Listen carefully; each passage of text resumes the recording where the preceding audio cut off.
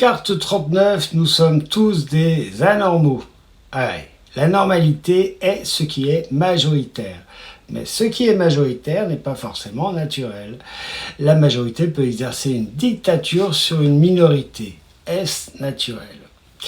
La courbe de Gauss en forme de bosse de dromadaire explique bien ce que peut être la normalité. Sur cette courbe, tu peux installer toute l'humanité. Les 2/3 centraux, la majorité représente la norme, normalité.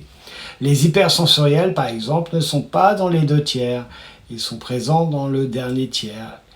Ils sont eux aussi sur la courbe. Ils font tout autant partie que les autres de l'humanité. Ils sont juste différents de la majorité.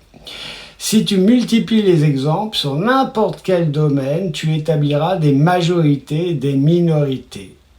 Tantôt tu seras dans un camp, tantôt tu seras dans l'autre, et la juxtaposition de toutes tes courbes feront de toi un être unique. Tu comprends alors que tous les êtres sont uniques. Personne ne peut s'affilier à un groupe de tiers.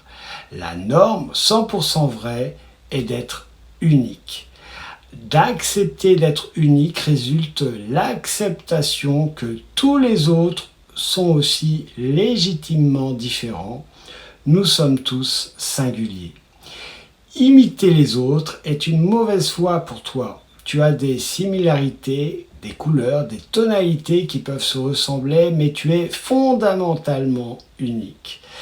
Différent, mais pareil aux autres dans ce constat.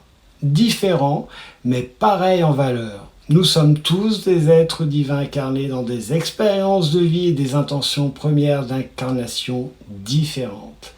Chacun a sa singularité, ses talents, quelque chose de particulier qui émane de lui et sa légitimité. Personne n'est dans les souliers d'un autre. Chacun est seul dans son individualité. Nous sommes pareils, mais différents. Nous sommes pareils, mais différents.